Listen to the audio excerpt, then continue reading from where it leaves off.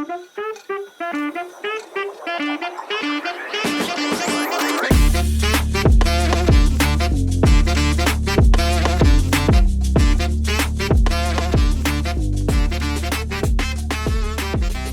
this edition of Bar from Workforce. I'm delighted to be joined today by Platts from Nudge and Chris Welham, CEO of the Licensed Trade Charity. Welcome both of you. Thank you for having me. Good to be here. Thanks, Molly. So we are talking today about the support that the LTC gives to people in our trade, and specifically about how Nudge fits into that puzzle. So if I start very briefly with Chris, just for anybody who doesn't know, to explain what the LTC is, what that stands for, what you guys do, Sure. and then we can speak to Gabs. Perfect. So if you work in the licensed trade, in a pub, a bar or a brewery, or you are retired from said trade, you can come to us for financial, emotional and practical wellbeing support. We have a helpline that's available 24/7, 0808 801 0550. Please phone that for all your requirements and we will be able to support. Amazing. And Gabs, where does Nudge fit into that support that the LTC offers? So Nudge provides financial wellbeing solutions for employers or charities all over the globe, and we provide financial education for the LTC community.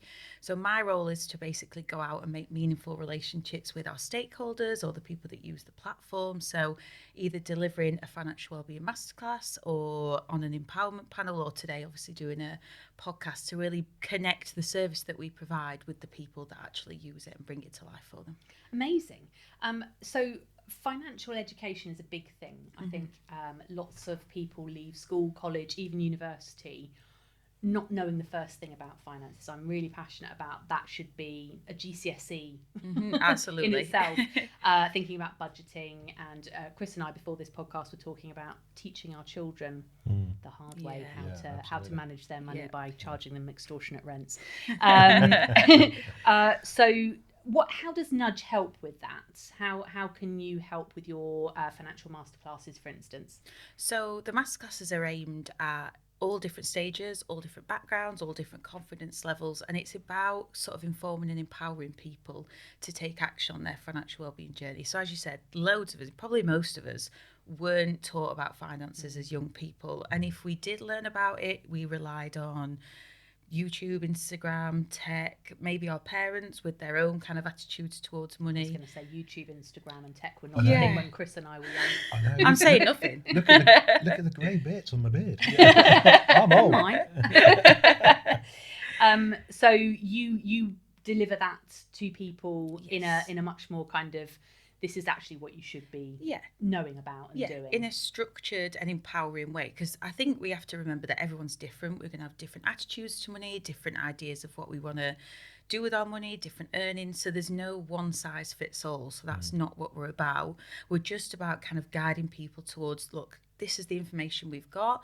These are the tools that you can use, and this is how you build up your financial confidence through various pillars of financial well-being. So like learning, spending, saving, borrowing, and then planning as well. Amazing. And I think particularly in our industry, because we employ so many young people, it's an industry that sees people come in with their first job and get excited about what that means. I saw a meme the other day, which was somebody crying, having £100 as an adult and having £20 as a child, and like, this is amazing. And it's true, it's all about perception, right? You know, £100 to somebody could be a huge amount of money, but when you've got bills to pay, it's not enough.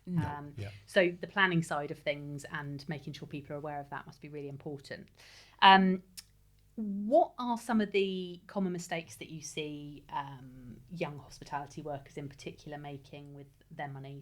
So there's a couple. So one is spending it as soon as you get it. Because a lot of hospitality workers get paid weekly, there's the temptation to go, well, I get paid again next Friday. So it's all gone by sort of the Monday, Tuesday. The other one is thinking, I actually can't save anything because I don't earn loads of money. Saving is not necessarily about the number that you are saving, it's about the habit. Yeah. It's that little bit, even if it's a tenner every week is better than nothing every week. So start building those saving habits. I'm saying this kind of smiling to myself because I wish like 20-year-old Gabs would have listened to this information that my dad did tell me that I didn't take any notice of, because it is really all about a behaviour change rather than necessarily how much is mounting up in a bank. And it's funny, isn't it? Because once you've got that bit of money that's built up, you're much less likely to kind of dip into it if you see it kind of regularly going up, to the point where I almost didn't enjoy spending savings. Even if you were saving for something specific, it almost felt like, oh no, because then I'll have nothing there. And you kind of forget that that was the goal in the first place, to have that that cushion, that safety cushion.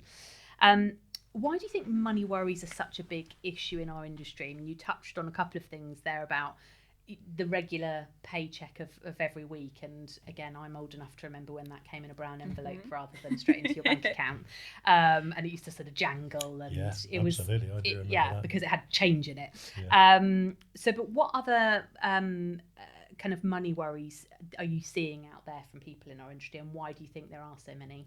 So money worries as well aren't sort of exclusive just to this sector and this industry. So anyone who's listening to this thinking this is a industry problem or a sector problem, so many people are worrying about financial well-being and how to, improve their financial education at the minute. But specifically in this sector, there's a whole range of things. So it's seasonal work, that's a big one. You might have worked a lot over the summer, festivals, gigs, whatever it might be. There's also relying on tips, things like that. The other thing is if you're self-employed and you're not necessarily considering tax bill at the end of the year. So all of that can lead to that financial stress, financial anxiety. And then that sort of trickles down through your sleep patterns, your relationship patterns. So financial education is really important, not just for your health of your bank balance, but also for your overall health and well-being as well, how you feel sort of mentally, physically, and in your relationships with the people around you as well. I totally agree. And Chris, would you say that was why you chose Nudge to work with you, because you offer the full range of support for individuals? We do. So people that come to us are either potentially sometimes in proper financial crisis, and maybe that's too late, and there might be a different route they need to go down. The brilliant thing about Nudge, though, is it plays strongly to our how do we build resilience in people who work in the trade. So in particular, if you're somebody younger, as you described, Gabs, the whole kind of, I need to know some stuff, but I don't know where I go to find it. I'm thinking of borrowing some money. I'm thinking of, renting a house. I'm thinking of buying a house. Or I just need some help with planning and budgeting and getting some rigor into the way I control my finances.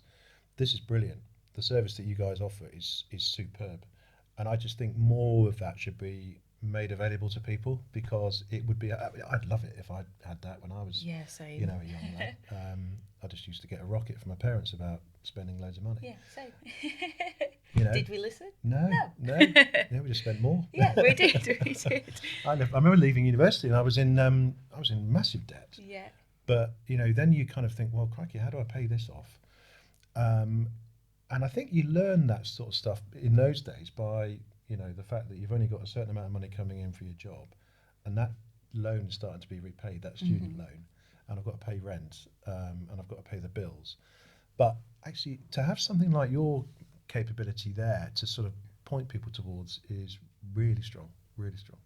It's funny, isn't it? Because I remember the same sort of thing coming out of university, which I never actually finished, which, I don't regret now, but because I don't have any student debt, so there is that. But I did have some overdraft debt because I liked to go out rather than go to university, which is probably the issue. And I remember being in my first job and going, I just would get paid, and then my bank account would go back to zero because I'd managed to clear my overdraft off. And eventually what I did was got a loan to clear my overdraft, and I was really strict with myself about saying, right, you're not to use that overdraft now. So I cancelled it, which was painful because towards the end of the month you're like, am I going to get charged? Am I going to get charged? And although I had to pay a small amount of interest on that loan over a year, it gave me a bit more of that kind of almost like saving but not saving, sort of just not spending too much. Yeah. And I think that was the corner that I turned in terms of like financial responsibility. Yeah. But sometimes you have to go through that little bit of pain to learn a lesson, don't you? Yeah. But obviously we'd love it if people didn't have to go through pain and they learnt about it up front. How can employers support their staff to deliver that training, Gabs? What's the best way to approach it that you found? So I think the best way is just to build knowledge of the amazing stuff that you've got available at LTC. Like that's the first step, because sometimes talking about money can be a bit awkward. Like managers or employers might be thinking, how do I broach this conversation? When in actual fact, if you give people the resources, lead the horse to water type thing, you can show them the amazing stuff that's on offer. They can then go away and sort of build their confidence and knowledge. And once they get there, the platform is designed to guide them based on their interest, based on the way they set their profile up. One of our great features is a financial health checkup. So it's completely confidential as well. So no one else at LTC is going to see that. It just gives them an indication, right? What do I do really well? Like you said, we're all right at this sort of stuff, but actually it's the borrowing bit I'm not sure of, or it's the spending bit I need to cut back on. And then from there, build on knowledge. That's ace, by the way, because I've done that as well. Yeah, so cool, I must say. It's really good. And I put some answers in that, meant it was going to take me down a different path. But when you get to your score at the end, it then throws out loads of articles for, that's good, but you want to perhaps read this because that will help you. I thought that was genius. Yeah. Really, really helpful. Even I think there's probably an assumption that someone that works in financial wellbeing company and talks about money all day every day is either one, always been good with money, which is absolutely not the case, and two, still has no financial worries, which again is not the case. And I did mine about a month ago, and it was like, actually I do need to think a bit more about retirement, because that's something I bit turned off to, but I was like, now I've got a son, that's a bit more in the picture. So everyone should definitely do that. And I think we were saying earlier, Chris and I, that we feel really privileged to work in the companies that we work in, because we get to feel all warm and fuzzy about helping people in a brilliant industry that we love. And there is so much resource available for people, which is completely free. So if you sign up to be a friend of the LTC, you get access to Nudge, you get access to a whole platform of wellbeing resources, 6,500 videos you've got on your wellbeing platform. Podcasts, articles, interviews. There's so much stuff covering everything you can think of. So you can access that any point, any time. Absolutely. Have a bit of bite-sized information. Think, okay, that's interesting, I'll come back to that later. And similarly, if you sign up to Workforce with the BII, completely free platform. You've got podcasts like this amazing one today with our beautiful guests, blogs from people who have worked their way through the trade. They know about the struggles and the brilliant things about our trade, and a whole host of wellbeing resources, which is the most important thing at the moment to people, particularly young people. 100%. Now, to your point about employers, what we've developed recently is a sort of virtual employee assistance program. So an employer can basically sign up for all the services that LTC provide and get access to things like Nudge for all their people, and it's free. We ask the employer to make a donation, but what it does do is for those businesses that have got no sort of infrastructure behind them, it will give the people that work in those pubs and bars and breweries and the supply chain, all the rest of it, the ability to get hold of stuff because their employer has enrolled them in that scheme. So all of our stuff can be there and accessed, and I think that's something we need to shout an awful lot more about, but it's there.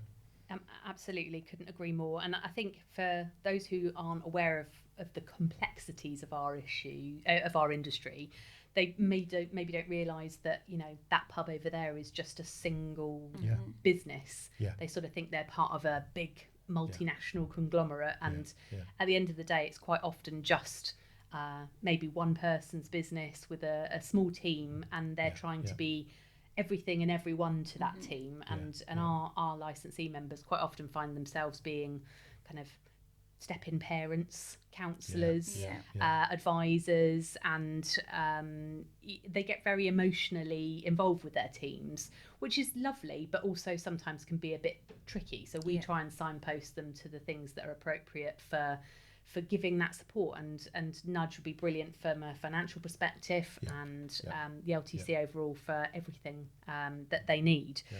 How do you think that hospitality workers can realistically save and budget a bit better? Because we were saying, you know, they maybe get paid weekly, and you know, a lot of people who start out in the industry are on minimum wage, and as much as that's gone up, so has inflation, and the cost of living is hitting everybody at the moment.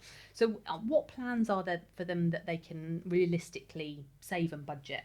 So I think the first one is to not necessarily look at it on a week by week basis. It's to go through the month. So what are my outgoings for the month? So food, fuel, housing, everything that you spend your money on, even if it's, I don't know, your coffees, your lunch after work, your late night dinner, whatever it might be, and think, right, what do I then need to put away every week, so that you've not got one week where you're really flush because you've got nothing coming out, but then another week where you've got loads of stuff going out and you're like, oh, I've only got 20 quid now. So look at it from a whole perspective. And then, just like we said earlier, allocate that little bit and automate all of your payments. So automate your direct debits, automate something to go in every week, even if it's £5 a week. Automate that before you've even had a chance to think about where you want to put that, put it into your savings account.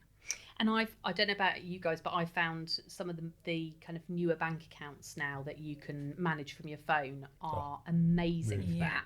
I, you know, wished years ago that there was separate little pots for things. I've got so many savings pots, I can barely find anything.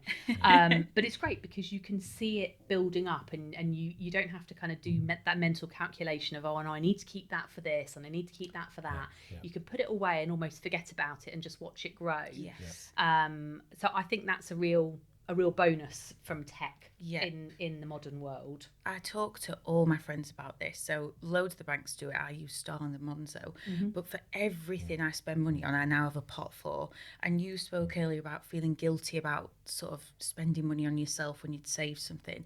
I will have one for like a pot for self-care. So if I want to get my eyebrows done, my nails, whatever. Rob had reflexology last night. He's got a little pot for that. But anything, coffees, whatever it might be, so you don't feel guilty spending, but you are still in control of, right, okay, I've budgeted 20 quid this month for that, or £10 a month for that. You know, it just helps you to feel in control while still living your life. We're not expecting people to sort of never go out, never see the light of day, never socialise, never take a break. But it's like everything, isn't it? If you're on a diet, you never treat yourself, you then end up giving up and splurging, setting yourself up exactly for the failure. same thing. We put away money for holidays, and we call it our fun account every month. And if you're not going on holiday for a few months, it soon adds up, and then you're like, oh, that's great. And I also have a holiday every year with 5 other girlfriends, and we've got a direct debit set up for £15 a month that goes to mum. We're all mums, but you know, it goes to mum. And then when we go, it's free because we've all paid for a couple of meals out, petrol to get down there, bit of spending money along the way, enough for some fizz and some crisps and some pub visits. And it feels like a free holiday, even though we paid for it. We didn't miss £15 a month, but if we hadn't set it up, we'd that month of that year be a few £100s down, and that would be quite a lot more painful on the bank account. So it is definitely little and often, and putting those separate pots. Totally agree with that. So some of the people that come to the helpline because they've got into financial crisis, the harrowing thing for me is when we do the analysis for means testing for grants, you look at there's no savings, there's no pension, you know, and you think, crikey. I don't know how people have got into those situations because every story is different. It's very easy though, isn't it? It is. So easy.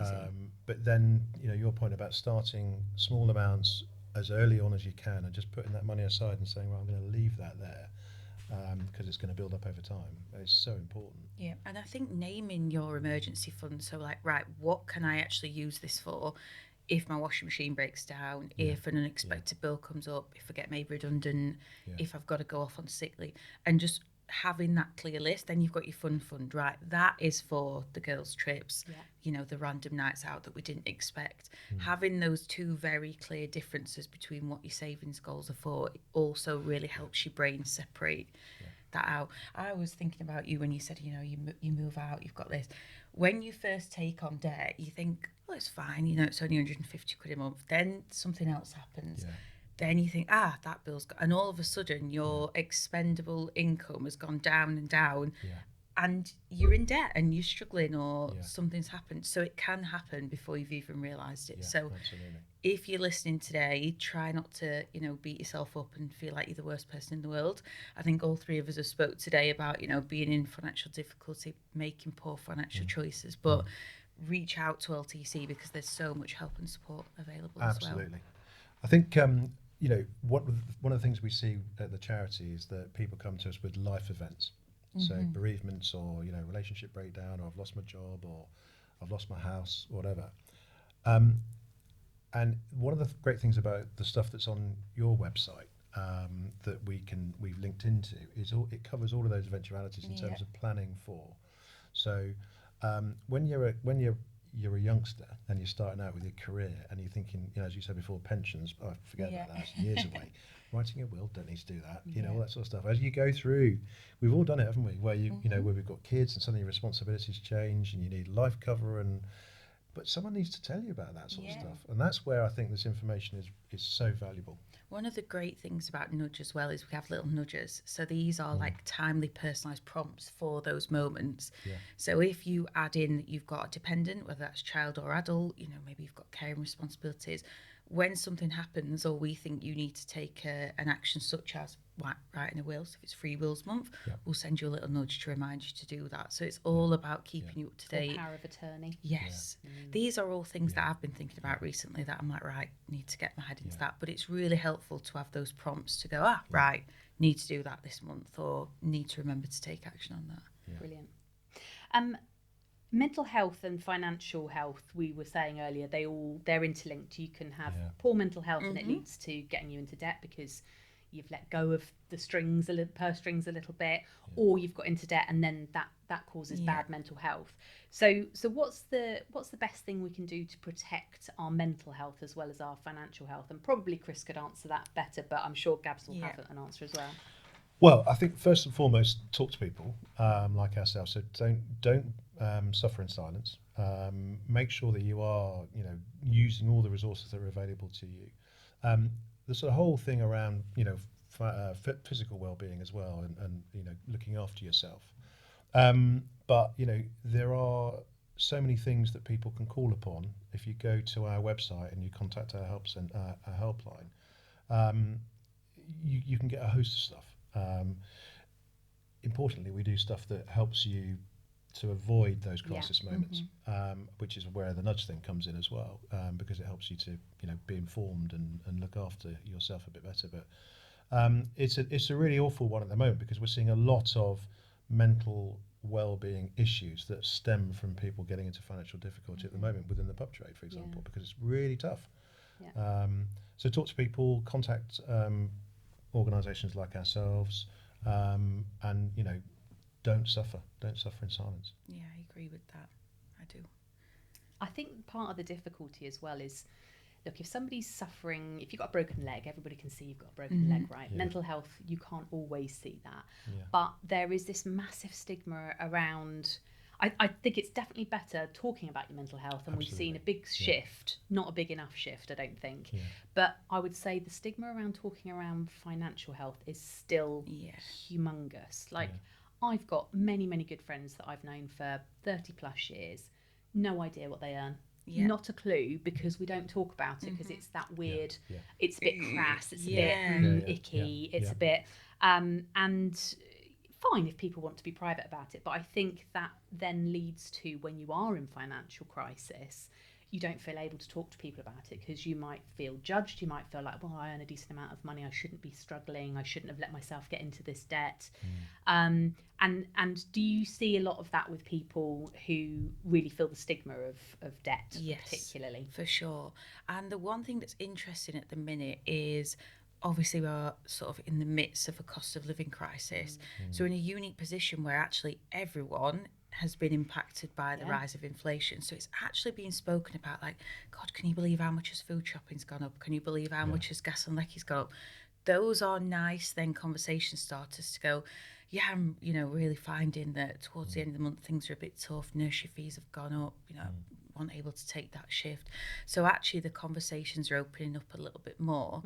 And I think just try to remind yourself that even though, you know, your friends, family, loved ones may not be talking about it, everyone has probably felt the pinch of it recently. So even if you don't feel able to talk to your family and friends, you've got the LTC resources.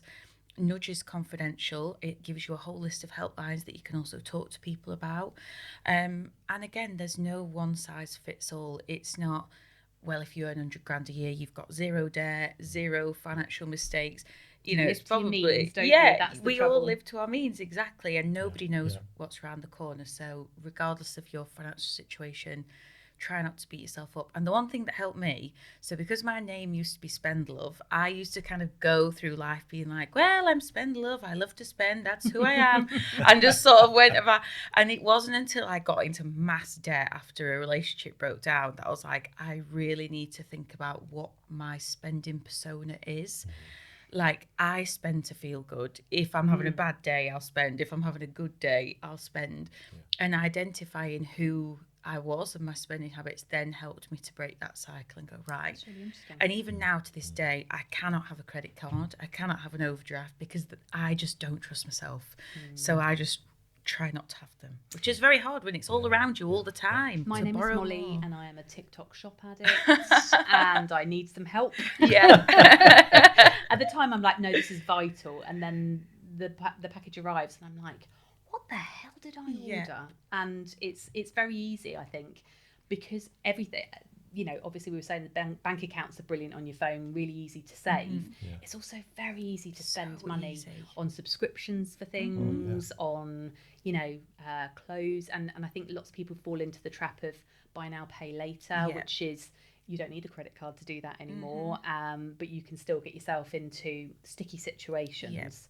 So talking about it, not stigmatizing it, and also realizing everybody's in the same boat. But I really like the idea of that persona about what it says about you, and I think a lot of people in hospitality can relate to that. The other good tip, so I had to put this into practice on maternity leave because during the night feeds I used to order God knows what from Amazon. So one of the things I now do is the 48-hour rule. If I see something that I'm like, I cannot live without this, I need it, I'm not allowed to buy it for 48 hours. And then by the time that comes around, I'm like, yeah, I really don't need that. I feel like you might be a fellow Mel Robbins fan. Yes, I love Mel Robbins. We could do a whole nother podcast on that. I think that's a really, really good idea. It doesn't really help me because I put all of the stuff in my TikTok shop basket and forget about it. And then when it's nighttime, I'm like, oh, it's free shipping now. Done. I also deleted my debit cards and credit cards off of like Amazon, Vinted, ASOS. Oh, that is clever.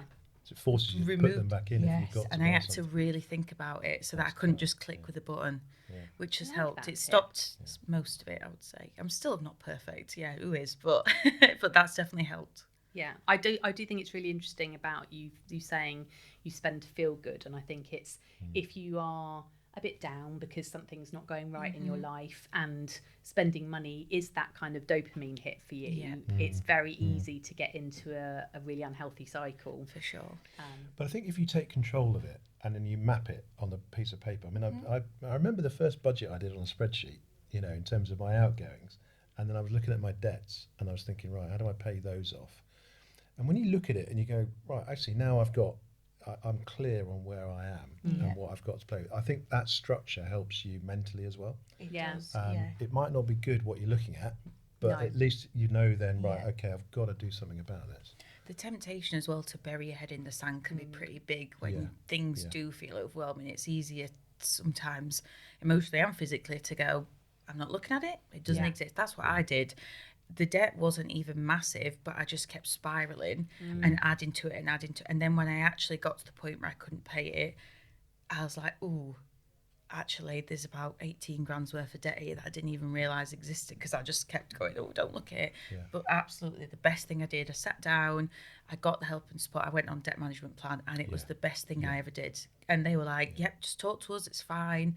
And I just blurted it all out, but I felt so much better for speaking about it and seeing it all written down. Like, right, this is the plan. This is what I've got to do. And the irony of, you feeling bad because you kept it all inside and kept it to yourself, which actually just meant you spent more to try and make yourself feel better. It's you're in a kind of never-ending decreasing circle. Yes. What is a money myth you often hear in hospitality circles? And I appreciate Nudge isn't just in hospitality, you're all cross industry, that you wish would disappear. This is a tough one. Oh, I'm trying to think. So I worked hospitality for years when I was younger. I actually was saying to Rob, I worked in a pub job whilst also still first working. No, just how I met my husband. Yes, I worked for his mother. Oh, so I knew what I was getting into before I even married him. But I think the one myth is that because you're on minimum wage, you can't save anything. You can't have that emergency fund. You can't have that protection. I know we've touched on it a bit before, but small amounts make a big difference. Small change, big impact. Amazing. Excellent. Anything to add to that? I'd agree. You don't have to be earning a lot of money to be able to save, or you don't have to be on a massive salary to be able to save. No. And also, the earlier you start, the better. Yeah, for sure. 100%. I wish I'd started my pension earlier. Well, Me too. when we get to our age, we're kind of like, we want options in retirement, and you think, We're 40 plus years away from that, Chris, surely. You might be, but I'm not. So overall, I mean, I just think it's amazing that whenever I dig into this, I feel like I know the LTC really well because we're really closely linked at the BII. But I don't think I realise half the stuff that Nudge can do as part of the services they offer. So it's really great to see that not only are you looking after people from a emotional perspective and supporting them with housing, but you are being that proactive resource to be able to kind of educate people. So thank you very much for your time today. You're Lovely welcome. to see you and meet you. I'm sure we could talk a lot more about the let them theory. Yes, that's the next episode. Thank you very much.